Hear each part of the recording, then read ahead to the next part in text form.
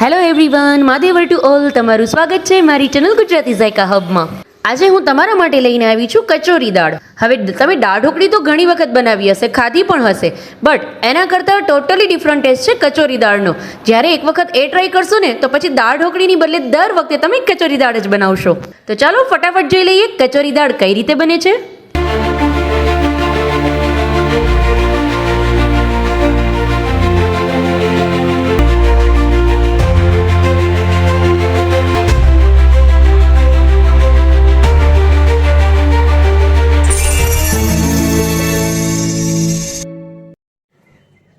સૌથી પહેલા હું એક કટોરી જેટલી તુવેર દાળ લઉં છું અને એની અંદર એક મોટી સાઈઝનું ટમેટું છે એ સુધારીને લીધેલું છે, એને એડ કરશું. અને આની અંદર થોડા અમથા પ્રમાણમાં પાણી, એકદમ જાજુ પાણી એડ નહીં કરી દેવાનું, થોડા અમથા પ્રમાણમાં પાણી એડ કરી અને આની હાઈ ફ્લેમ પર હું 4 વિસલ વગાડી લઈશ.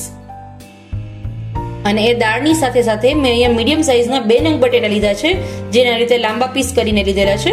એની પણ હું દાળની સાથે જ 4 વિસલ હાઈ ફ્લેમ પર વગાડી લઈશ. હવે એક જ કુકરમાં બંને પણ તમે ઇઝીલી કરી શકશો. આ રીતે કુકર લેવાનું, એમાં આ રીતનો મીડિયમ સાઇઝનો કોઈ બી એક કાંઠો લઈ લેવાનો અને એની અંદર આ રીતે, તમારા ઘરમાં જો આ રીતનું ખાનું ના હોય તો તમે કોઈ પણ એ સાઇઝની તપેલીનો પણ યુઝ કરી શકો છો. આ રીતે ખાના ઉપર એક, એની ઉપર બીજું,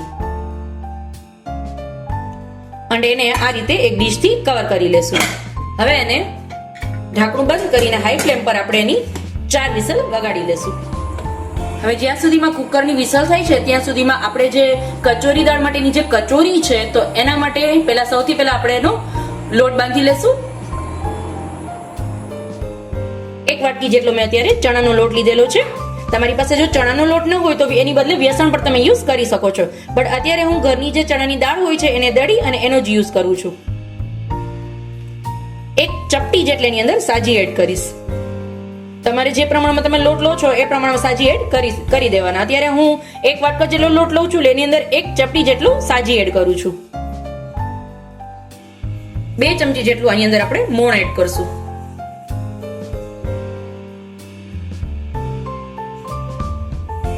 અને સ્વાદ પ્રમાણે મીઠું. આમાં થોડા પ્રમાણમાં પાણી એડ કરી અને આનો આપણે લોટ બાંધી લેશું. હવે ચણાનો લોટ છે એટલે ખાસ ધ્યાન રાખવું કે પાણી છે એ એક સાથે ખૂબ જ પ્રમાણમાં નહીં એડ કરી દેવાનું. થોડા પ્રમાણમાં પાણી એડ કરી અને એકદમ સરસ આપણે એનો લોટ બાંધી લેશું.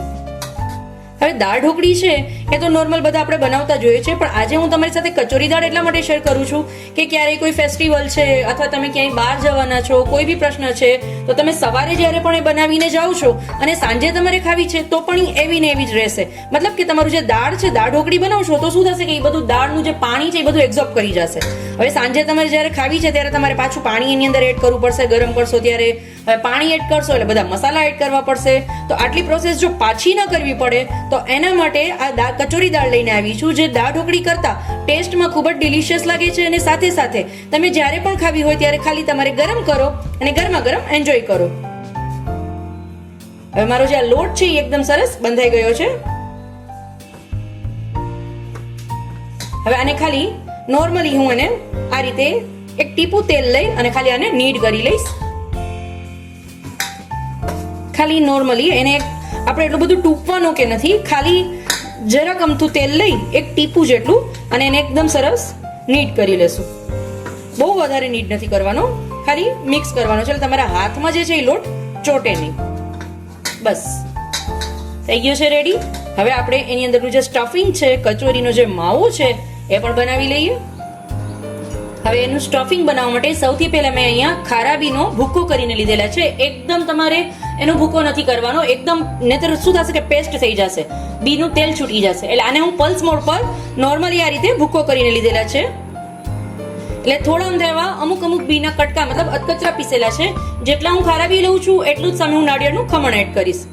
હવે તમે આ રેસીપી એવી છે કે આની અંદર તમે તમારા ટેસ્ટ અકોર્ડિંગ કોઈ બી વસ્તુનું પ્રમાણ છે એ વધારે અથવા ઓછું તમારા ટેસ્ટ અકોર્ડિંગ તમે કરી શકો છો. હવે એની અંદર મેં અત્યારે 2 ચમચી જેટલી કિસમિસ આ રીતે પલાળીને લીધેલી છે. એને મેં 10 મિનિટ માટે રેગ્યુલર વોટરની અંદર પલાળીને લીધેલી છે. હવે એને હું આ રીતે પાણી બધું છે એ સ્વીઝ કરી અને આની અંદર એડ કરી દેશું આપણે. 1 ચમચી જેટલું આદુ મરચાની પેસ્ટ એડ કરું છું. અને જે આપણે બટેટું બાફીને રાખેલું હતું એને હું આની અંદર એડ કરું છું. હવે બટેટાનું પ્રમાણ આની અંદર એ રીતે રાખવાનું કે ખાલી આના બાઇન્ડિંગ પૂરતું જ આપણે બટેટું એડ કરશું. બહુ વધારે પ્રમાણમાં બટેટું એડ નથી કરવાનું, નહીં તો શું થશે, એનો ટેસ્ટ વધુ આવશે. એટલે આપણે જે કચોરીના સ્ટફિંગનો ટેસ્ટ છે એ પ્રોપર જોઈએ છે, એના માટે હું બટેટાનું પ્રમાણ છે એ ખાલી બાઇન્ડિંગ પૂરતું જ એડ કરીશ. હવે આપણે બધા ડ્રાય મસાલા એડ કરશું એની અંદર. હું અત્યારે 1 ચમચી જેટલો મરચાનો ભૂકો એડ કરું છું. કાશ્મીરી લાલ મિર્ચ પાવડર આવે છે એનો યુઝ કરું છું. 1 ચમચી જેટલો ગરમ મસાલો એડ કરશું અને સ્વાદ પ્રમાણે મીઠું એડ કરવાનું. બટ ફ્રેન્ડ્સ, મીઠાનું પ્રમાણ છે એ સાવ ઓછું રાખજો, બીકોઝ તમે ખારાબીનો ભૂકો લીધો છે એટલે જો મીઠું વધી જશે તો ટેસ્ટ તમારો ખારો થઈ જશે. એટલા માટે જો તમે ખારાબીની બદલે કાચા બી લ્યો છો તો એ એકોર્ડિંગ મીઠું એડ કરવાનું. હવે આને એકદમ સરસ આપણે હાથની મદદથી મિક્સ કરી લેશું.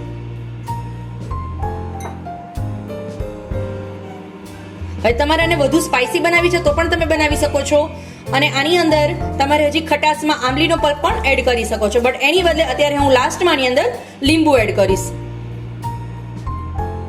મારું સ્ટફિંગ છે એ એકદમ સરસ બાઇન્ડિંગ પ્રોપર આવી ગયું છે. જુઓ તમે, એકદમ સરસ બાઇન્ડિંગ આવી ગયું છે.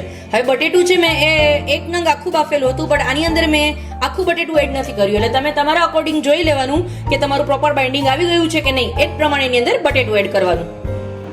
અને 1 ચમચી જેટલી આની અંદર ખાંડ એડ કરશું. હવે દરેલી ખાંડ એડ કરો તો પણ ચાલશે, આખી ખાંડ એડ કરશો તો પણ ચાલશે. અને થોડું અમથું એવું લીંબુ એડ કરશું. એકદમ સરસ મિક્સ કરી લેશું. હવે આને આપણે મીડિયમ સાઇઝના ગોળા રીતે શેપ આપી દઈશું, બીકોઝ આપણે આને પછી કચોરીમાં સ્ટફિંગ તરીકે યુઝ કરશું. એટલે આપણે પહેલા અત્યારે આને આ રીતે મીડિયમ સાઇઝના બધા હું આ રીતે બોલ્સ બનાવીને રેડી કરી લઈશ. કચોરી દાળ જ્યારે પણ તમે ઘરે બનાવશો ને ત્યારે ટેસ્ટ એટલો ડિલિશિયસ આવશે કે બીજી વખત તમને દાળ ઢોકળીની બદલે કચોરી દાળ ખાવાનું જ મન થશે. બીકોઝ એ એક તો તમારા માટે બેનિફિટ એ છે કે તમે જ્યારે પણ તમારે ખાવાનું મન થાય ત્યારે તમે ગરમ કરીને તરત જ એન્જોય કરી શકો છો. કોઈ પણ ફેસ્ટિવલ છે, સવારે મોર્નિંગમાં તમે બનાવીને રાખી દો, જ્યારે પણ ખાવી છે ત્યારે ખાલી ગરમ કરો. એકદમ ડિલિશિયસ ટેસ્ટ આવે છે અને એકદમ સરસ પણ લુક આવે છે. અને સાથે સાથે જ્યારે પણ તમે કોઈ ગેસ્ટ આવે છે અને સર્વ કરો છો તો એકદમ ડિલિશિયસ, મતલબ રીચ લુક આપે છે. એવું લાગે છે કે વાહ, કચોરી દાળ ઢોકળી તો કોમન છે, બટ આજે તમારા માટે હું કચોરી દાળ લઈને આવી છું. તો મને કમેન્ટ જરૂર કરજો કે તમને આ રેસીપી કેવી લાગી. બધા કચોરીના બોલ્સ વાળીને રેડી કરી લીધા છે. હવે આપણે એને ઉપરથી એકદમ સરસ કચોરીનો શેપ આપશું. જે આપણો જે કચોરીનો પહેલેથી આપણે લોટ બાંધીને રાખેલો છે એને આ રીતે મેં એક નાના સાઈઝના આ રીતે લોયા બનાવીને રાખી લીધેલા છે, અને એને આ રીતે પાટલાને વેલણથી પૂરીના શેપમાં વણશું આપણે પહેલા. એટલે શું થશે કે એનું જે ઉપરનું જે પડ છે એ એકદમ પાતળું થશે, અને જેનાથી તમારો કચોરીનો ટેસ્ટ છે એ ખૂબ જ સરસ આવશે. હવે આ પૂરી જે મેં વણીને રેડી કરેલી છે એને આ રીતે કચોરીનું એક સ્ટફિંગ અંદર એડ કરશું અને આખું આ રીતે આપણે એને કોટ કરી લેશું.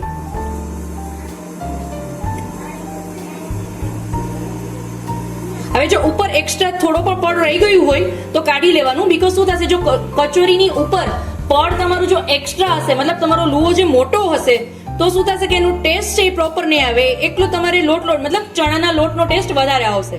તો પ્રોપર તમારે કચોરીનો ટેસ્ટ જોતો હોય તો એના માટે ઉપરનું પડ છે એ તમારે સાવ પાતળું રાખવાનું.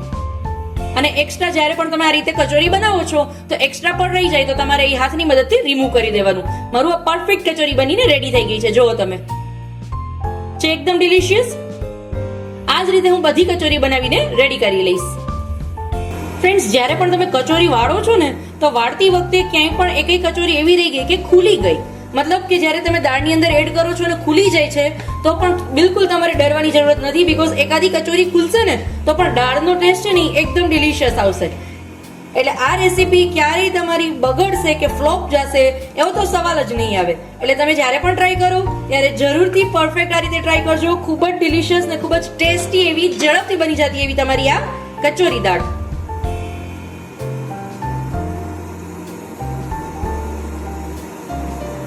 ફરી એક વખત તમને બતાવી દઉં છું, જોઈ લો તમે. આ રીતે હું કોટ કરી અને હવે જો મારે આમાં છે એ થોડું પડ ઘટેલું છે, છતાં પણ એને હું આ રીતે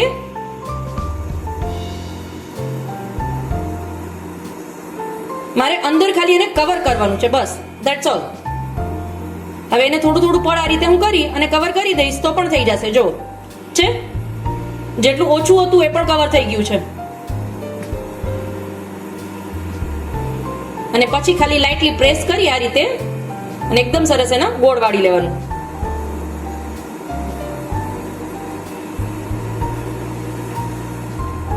અમારી બધી કચોરી છે એ એકદમ સરસ રેડી થઈ ગઈ છે.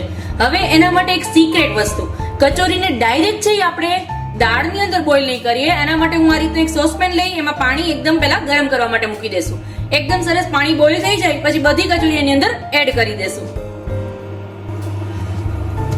જોઈ લો ફ્રેન્ડ્સ, મારું પાણી છે એકદમ સરસ બોઇલ થઈ ગયું છે. ખાસ ધ્યાન રાખજો જ્યારે પણ તમે કચોરી એડ કરો છો ત્યારે પાણી છે બિલકુલ તમારું ઠંડુ ન હોવું જોઈએ. એટલે આની અંદર હું મારી બધી કચોરી આ રીતે એડ કરી દઈશ.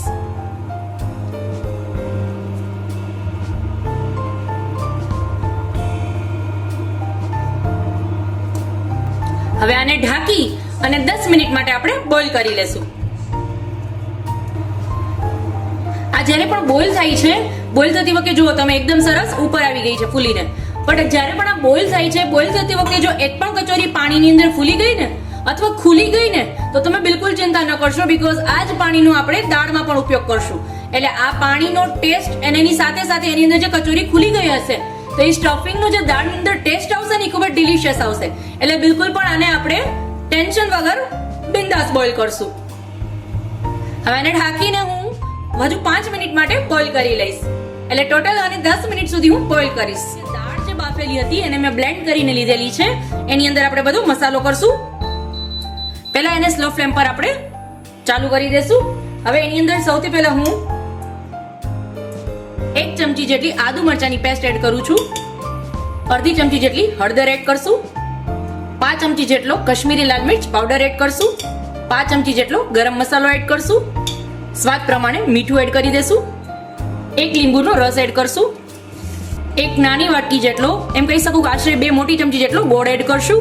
હવે આપણે ગુજરાતી દાળ બનાવીએ છીએ, કચોરી દાળ ગુજરાતી, તો એમાં ગોળ મતલબ ગળાશ વગર તો એ કમ્પ્લીટ થવાની જ નથી આપણી રેસીપી. એટલા માટે હું ગળાશનું પ્રમાણ થોડું વધારે રાખું છું. હવે એની અંદર મેં જે કચોરી દાળ માટે જે કચોરી બાફેલી હતી એને એડ કરી લેશું અને હવે એને હાઈ ફ્લેમ પર આપણે બોઇલ કરશું.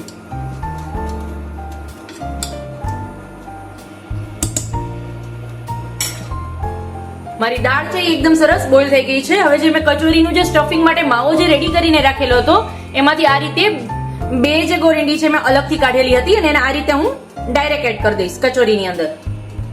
હવે દાળની અંદર ડાયરેક્ટ એડ એટલા માટે હું કરું છું બીકોઝ એ જે દાળનો ટેસ્ટ છે ને એ સુપર ડિલિશિયસ બૂસ્ટ કરવા માટે. હવે મારી દાળ તો છે એકદમ સરસ ઉકળીને રેડી થઈ ગઈ છે. હવે આપણે એનો વઘાર કરી લેશું. એના માટે મેં અત્યારે ઘીથી વઘાર કરું છું. તમે જો ઈચ્છો તો ઘી તેલ મિક્સ પણ કરી શકો છો અને મારી જેમ એકલા ઘીથી પણ વઘાર કરી શકો છો. બટ ઘીનો જે ટેસ્ટ છે એ ડિલિશિયસ આવશે એટલા માટે હું આની અંદર ઘીથી વઘાર કરું છું. મેં આમાં 2 ચમચી જેટલું ઘી મૂકેલું છે. ઘી છે એકદમ સરસ બધું ગરમ થઈ જાય પછી એની અંદર હું 1 ચમચી જેટલી રાઈ એડ કરું છું. 1 ચમચી જેટલું જીરું એડ કરશું. લીમડાના પાન એડ કરવાના થોડા અમથા એવા.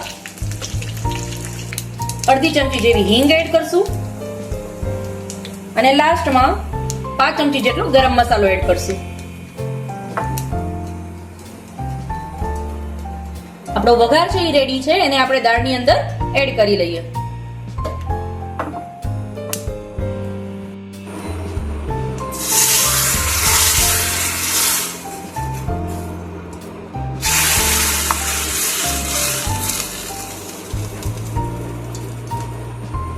તો ગરમા ગરમ કચોરી દાળ રેડી છે. હવે આપણે એને સર્વ કરી લેશું અને ઉપરથી ધાણા ભાજી સ્પ્રિંકલ કરી એને ગરમા ગરમ સર્વ કરશું. તો રેડી છે આપણી કચોરી દાળ. આવી જ રીતે ફરી મળીશું એક નવી રેસીપી સાથે. ત્યાં સુધી આવજો ફ્રેન્ડ્સ. Mahadev to all.